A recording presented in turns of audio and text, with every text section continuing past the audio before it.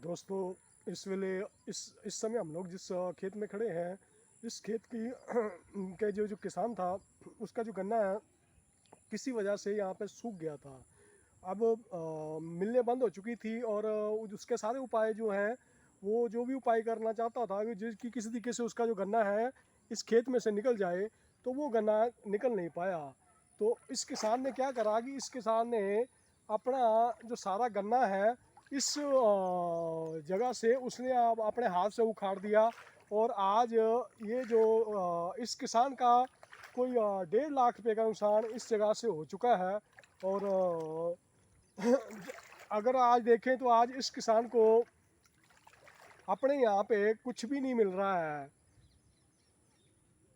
सिर्फ उसका जो जिसको हम कहते हैं कि रेजिड्यू बचा हुआ है, गन्ने का रेजिड्यू बचा हुआ है। और गन्ना का जो उसको फसल मिलनी चाहिए थी वो फसल उसे मिल नहीं पाई। तो इस तरीके की हरकतें जो हैं वो समाज में किसान जिन किसानों के साथ होती हैं उनको एक्चुअली में डुबोने की कोशिश की गई होती है। और ये जो कोशिशें हैं ये बेकार किस्म के लोग जो करते हैं उनके उनसे हमें ना सचेत रहना चाहिए कि इस तरीके की हरकतें जो हैं समाज में क्यों होती हैं और क्यों ये सारी चीज़ें हैपन होती हैं। अगर हम चारों तरफ देखें तो इस समय इसके बीच में पॉपुलर लगा हुआ, पॉपुलर और गन्ना साथ में लगे हुए थे। सो कई एक जगह के ऊपर पॉपुलर भी जो नीचे जो है गिर चुका है। ये कुदरती नुकसान है, पर जो मानव द्वारा किया गया नुकसान है वो हम चारों दिशाओं में देख रहे हैं कि गन्ना जो है दो ट्रॉली गन्ना है और वो सारा का सारा गन्ना जो है वो पानी के बीच में खड़ा है। आप जी का दास दिग्दर्शन।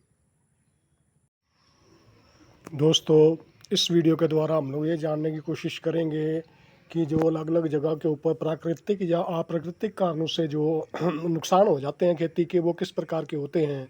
इस समय हम लोग जो देख रहे हैं वो एक किसान का जो खेत है उसके बीच में देखिए फसल लगी हुई है, पॉपुलर की फसल लगी हुई है। तो ये क्या था कि इसके जो जून का महीना था उस समय गर्मी ज़्यादा होने की वजह से चाहे तो प्राकृतिक कारण से चाहे तो हो सकता है कि शॉर्ट सर्किट हो गया हो या किसी और कारण से जो है इसके खेत में आग लग गई थी, जिससे की वजह से इसके 30-40 पौधे जो हैं वो ख़राब हो गए थे, जो कि दूसरे साल में चले गए।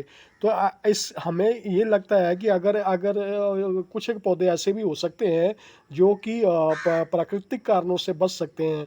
उसके उसका उसका रीज़न ये होगा कि उसकी जो 2 साल पुराना 2 साल में, क्योंकि ये पेड़ पौधा जो है पॉपुलर का ये दूसरे साल में चला गया है। दूसरे साल में जाने के कारण क्या हो गया है कि इसकी जो जड़ है वो काफ़ी नीचे 3-4 फुट जो है नीचे चली गई हुई है। उसके नीचे जड़ नीचे होने के कारण जो नीचे का जो हिस्सा है वो जो था वो अब वो ग्रीनिश रहा। इस समय हम लोग देख रहे हैं कि देखिए हल्का हल्का सा ग्रीनिशनेस इसी पौधे में आ गया है, जो जून में आग के हवाले हो गया था। और अभी भी उसके ऊपर वाला जो हिस्सा है वो जो बिल्कुल सूखा हुआ है।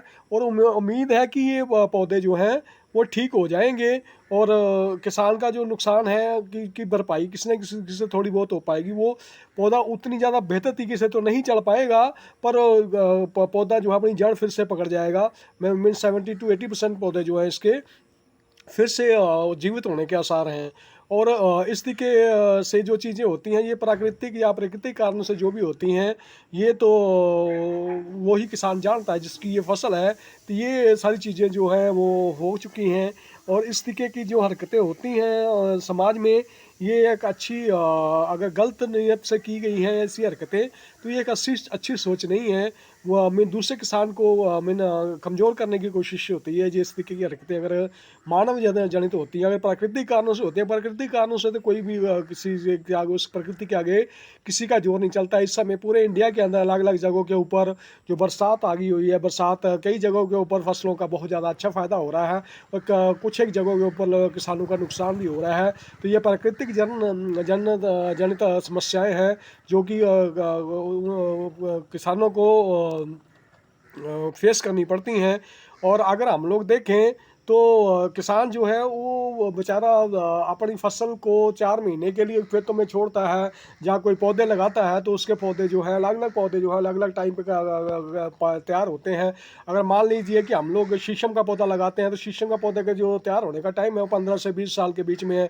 तो 15-20 साल तक वो इंतज़ार करता है। वो अगर कोई मूर्ख उसका पौधा सुखा दे तो उसका सारा ही नुकसान हो जाता है, और वो किसान जो है एक्चुअल में उस किसान को दबाने के लिए ये सारा कुछ जो होता है वो और किसान करते हैं या और उस तरीके के लोग करते हैं जो कि उसको दबाना चाहते हैं, चाहे वो राजनीतिक कारणों से या किसी और कारण से उसको दबाना चाहते हैं, तो ऐसी चीज़ हरकतें होती हैं। तो हमें अपनी खेती करते हुए इन सारी चीज़ों से बच के रहना है और सचेत रहना है कि हमारे आसपास के में क्या हैपन हो रहा है, किस तरीके के लोग हमारे आसपास के खेतों में विजिट करते हैं, किस तरीके से के लोग हमारे यहाँ पे आते हैं। तो इन सारी चीज़ों को ध्यान में रखते हुए आप अपनी खेती करें, उस अकाल पुरख के ऊपर अपना भरोसा रखें और अच्छे तरीके से जो है अपने पौधों को पानी लगाएं, अपने पौधों की देखभाल करें, टाइम के ऊपर उसकी जो टहनियाँ हैं उसकी कटाई छटाई करें और फर्टिलाइज़र का सही तरीके से इस्तेमाल करें जब टाइम आ जाए। सो इस तरीके से ही जो खेती होती है, हमें दूसरों का व्यार विरोध ना छोड़ के हमें सामाजिक रूप से एक बेहतर नेट बना के आगे चलना होगा, तभी जो है समाज ये तरक्की कर पाएगा।